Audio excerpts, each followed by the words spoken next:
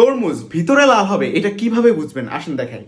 সেটা হচ্ছে তরমুজের আপনারা এই জিনিসটা খেয়াল রাখবেন যে এক পাশে দেখবেন যে এরকম হলুদ হয়ে আছে, তাহলে বুঝবেন যে তরমুজটা মানে পাকছে, ঠিক আছে? কারণ এরকম হলুদ দাগ তখনই হয় যখন একটা তরমুজ অনেক লং টাইম ধরে ওই একটা জায়গার মধ্যে এভাবে থাকে। তরমুজ যখন এভাবে থাকে জিনিসটা গাছের মধ্যে এভাবে তখন ওই জায়গাটা হচ্ছে লাল হয়ে মানে হলুদ হয়ে যায়, ঠিক আছে? এই জিনিসটা দেখবেন।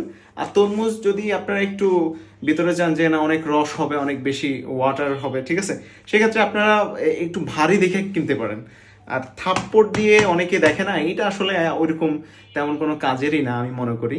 আরেকটা জিনিস দেখতে পারেন সেটা হচ্ছে এই যে এই জিনিসটা আপনারা হয়তো জানেন অনেকেই, এই জিনিসটা এই যে এখানে মূলত ফুলটা প্রথমে থাকে তরমুজের, এখানে ফুলটা থাকে, ফুলটা ফুটে তারপর ওইখান থেকে কিন্তু আস্তে আস্তে তরমুজ হয়। সো ওই ফুলটা দেখবেন যে এটা অনেক জায়গায় দেখবেন যে অনেক বড় এই জিনিসটা, আর এখানে একদম ছোট কালো হয়ে আছে, মানে এটা অনেক অনেক আগের তরমুজ। এই যে তরমুজটা অনেক আগে ধরছে, এটা বাতি আছে, মানে এটা পাকা হবে ভিতরে। সো এইভাবেও বুঝতে পারেন। আর একটু বড় সড়ো দেখেই তরমুজ কিনবেন, ছোট ছোট তরমুজগুলো কিনবেন না, কারণ ছোট ছোট তরমুজগুলো বেশিরভাগ সাদা হয়, আর বড় বড় তরমুজগুলা সাদা হয় না, লালই হয় বেশিরভাগ। সো আমি এইসব জিনিস দেখানোর পর এবার আপনাদের কেটে দেখাবো যে আসলে তরমুজটা কি আসলে লাল কিনা। ওকে, সো এই যে দেখেন, এই যে দেখেন, দেখো একদম ক্লোজলি এসে দেখো, একদম লাল, ঠিক আছে? দেখেন তরমুজ দেখেন, জাস্ট এরকম দেখলে আপনারা কিন্তু তরমুজ কিনে ঠকবেন না। দেখেন তরমুজটা কিন্তু পুরাই লাল, একদম রসালো। ওকে, আমি খাইও দেখি আসলে মিষ্টি আসে কিনা, ঠিক আছে? বিসমিল্লাহ।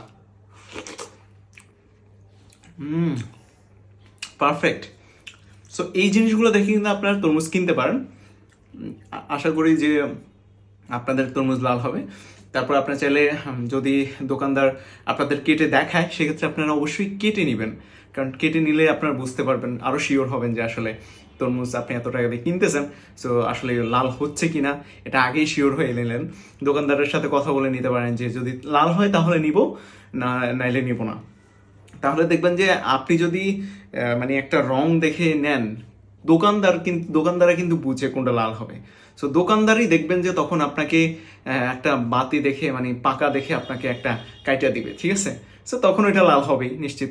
সো এটাও একটা একটা বুদ্ধি বলা যায় তরমুজ লাল হওয়ার। সো অবশ্যই আপনার কেটে আনার যদি সিস্টেম থাকে অবশ্যই কেটে নিতে পারেন। সো এটাই।